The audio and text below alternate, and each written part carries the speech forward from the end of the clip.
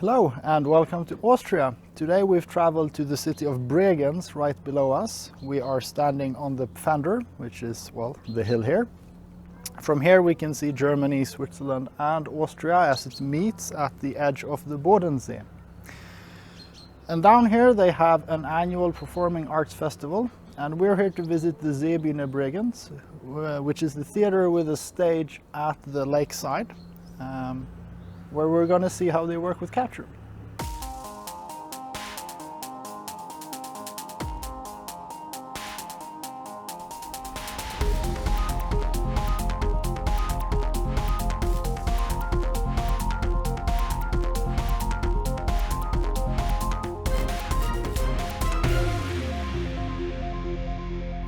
Right, so we are here today at the Seebühne Bregenz, and I'm with Adrian. Would you introduce yourself, please? Yeah. Hi, I'm Adrian. I'm the head of light and video department from the Backstage at the Bregenzer Festspiele.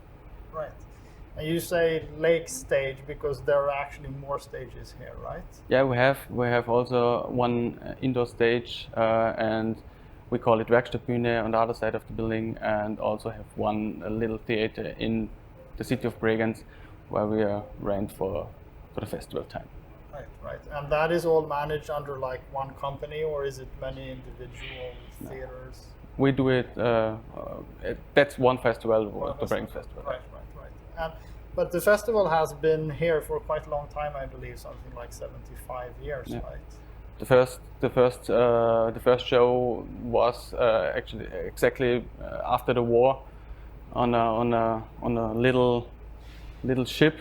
Oh, the right. Wiener Symphonica was traveling from Switzerland back to Vienna, stop here and playing one. Like a gig on the road. Yeah, Okay. That was the Right. first. So the sort of floating stage or the stage in the water was the first original stage? I mean, this was the first time, right? Yeah, that was the first time.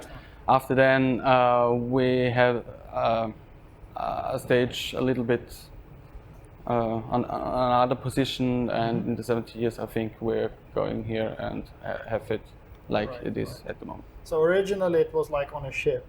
Yeah. But obviously that doesn't work anymore, so now it's built on wooden pilots. The most part of the stage, I think 80% were on wood pilots, yeah, where we have to bring in for each new production and yeah.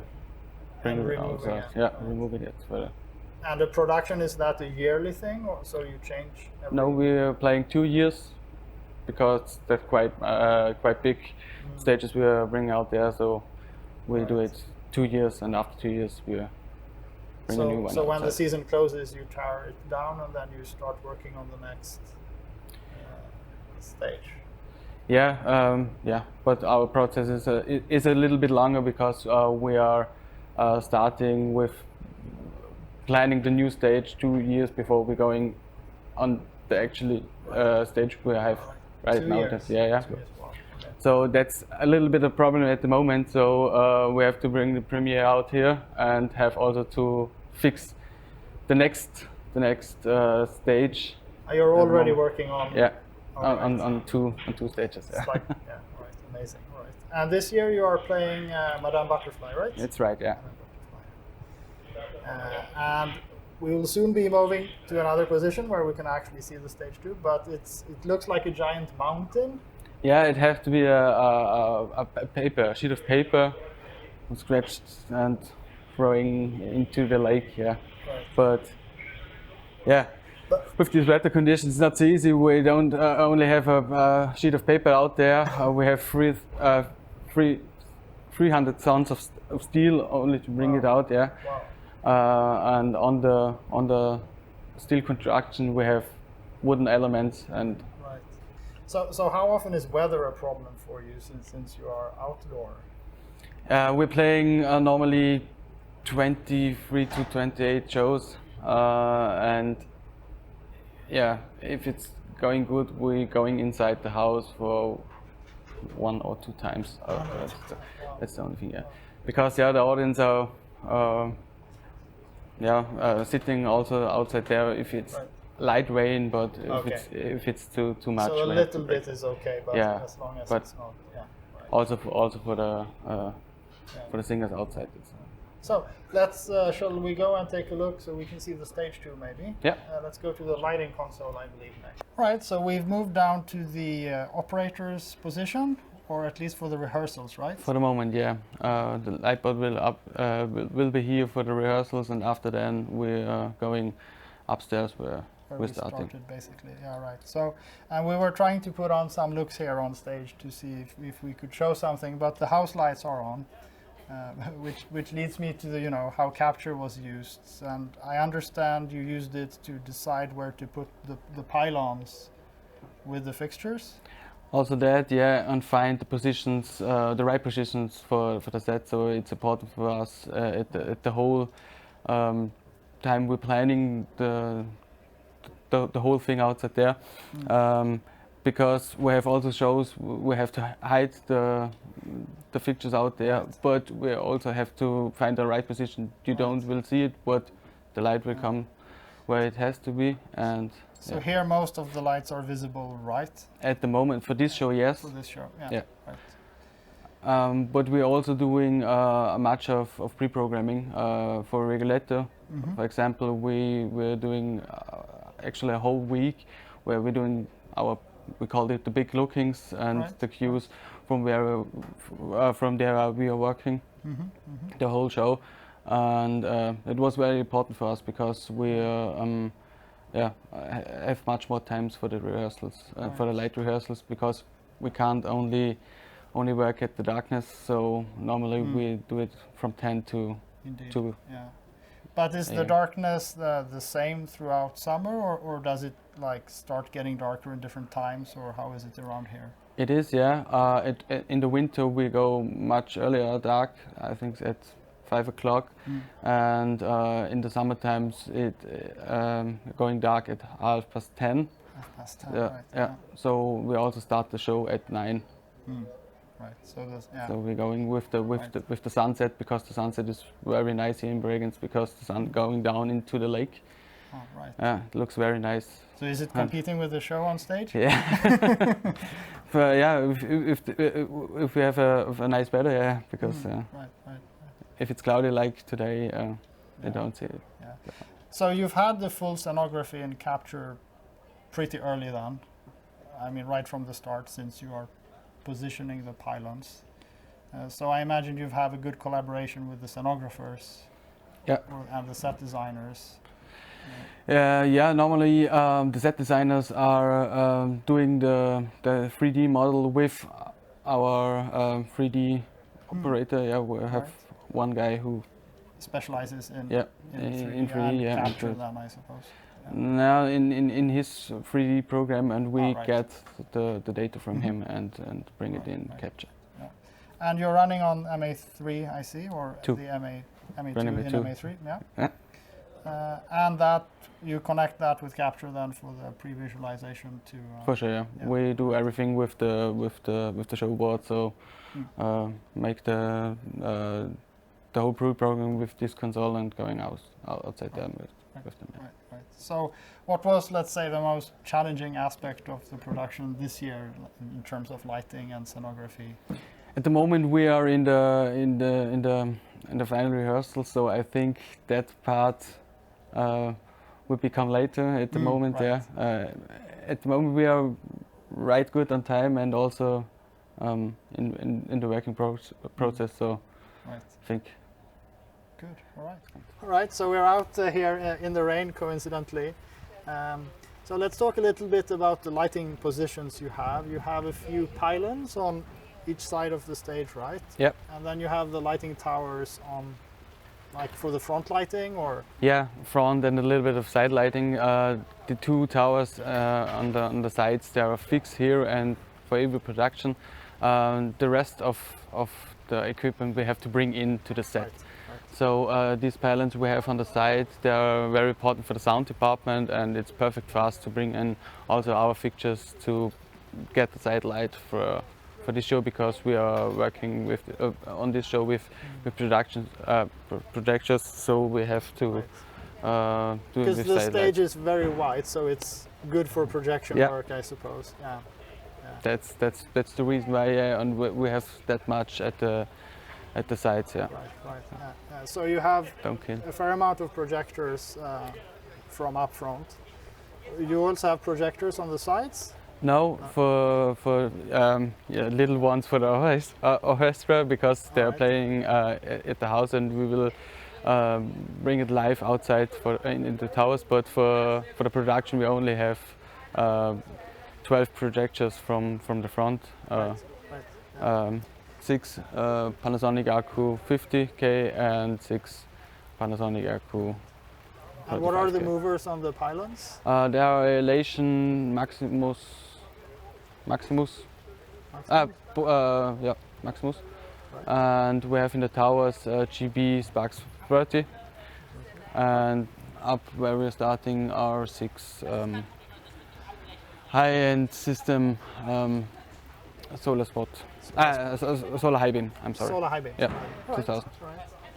So we're standing backstage, obviously, under the mountain, where the Mountain King lives.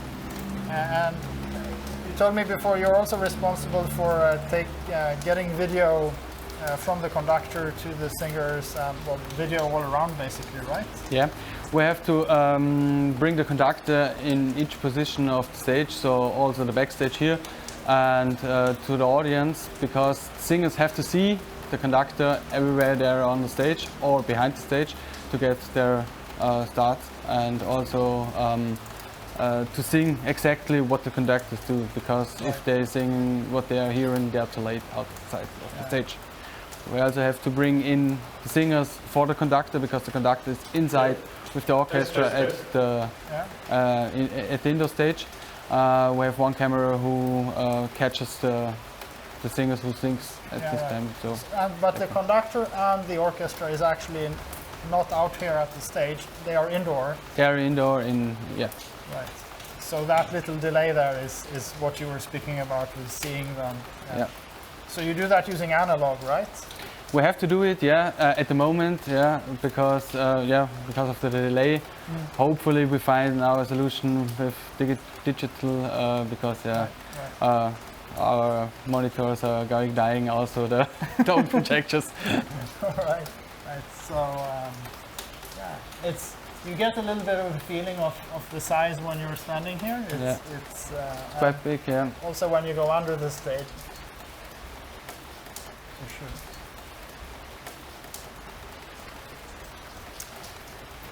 So, but you don't have any lighting. So back here you have video equipment, but not really any lighting, right? Yeah, for this show not now. We are standing here in one of the entrance, who's opening at the start of the show. Yeah, we light a little bit of the entrances, but not really right. A special light. On other shows we have the much light outside. On this we have much of the light inside the house. Yeah. And you mentioned the sunsets in the lake. Presumably that would be the left side of our stage, right? Or, We call it Lindau in Bregenz. Lindau. Lindau side, yeah. Coincidentally, Lindau is also the last name of our cameraman. So. Out on the stage now, and the first thing that hits me is it's incredibly bright, right? Yeah, it is very, very bright, and when we have a sunshiny day, also very hot up here. Very hot, yeah. I saw the safety sign backstage before we went on stage, telling the singers they have to wear glasses. Yeah, you have at the daytime for tonight you can't wear it, but actually probably better because with the projections. So it's either the strong sunlight or all the projections basically. Something is always hitting the singers. Yeah.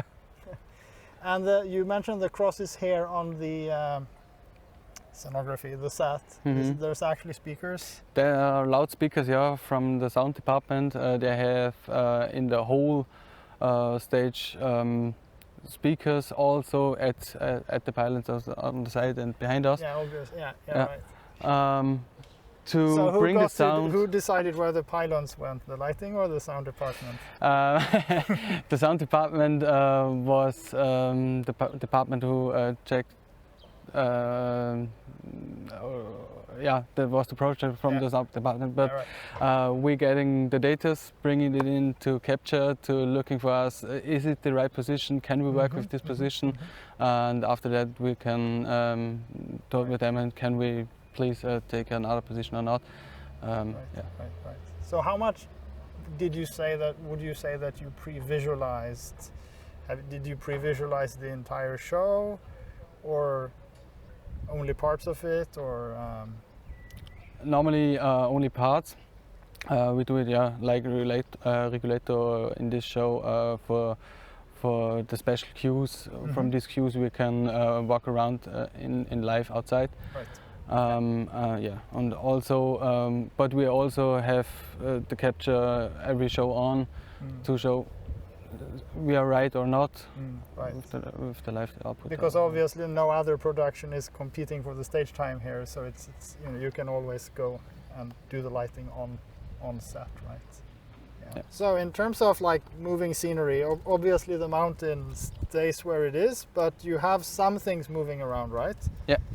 We have a little gondola who's going around the stage from one to the other side, and we have a little paper boat who's coming from Backstage down here at the Bregenz side. At the side, right? Yeah. And then the flag thing that comes out. We have also one flag who's coming out of the paper at the start of the show. The paper broke and the flag will come out and stay there. Yeah. And did I also catch something about pyro? Like, do you actually set it on fire, or is it a video effect? That's the big surprise at the end. Sorry. Yeah, we have yeah, for sure a video effect who's burning down our whole paper, and for the last shot we bring a firewall at the topest part of the mixed paper. reality, as we say these days, to be hip. Right. Because the idea is that it is like a paper. It's a sheet of paper, yeah, who's crunching down and throwing to the lake.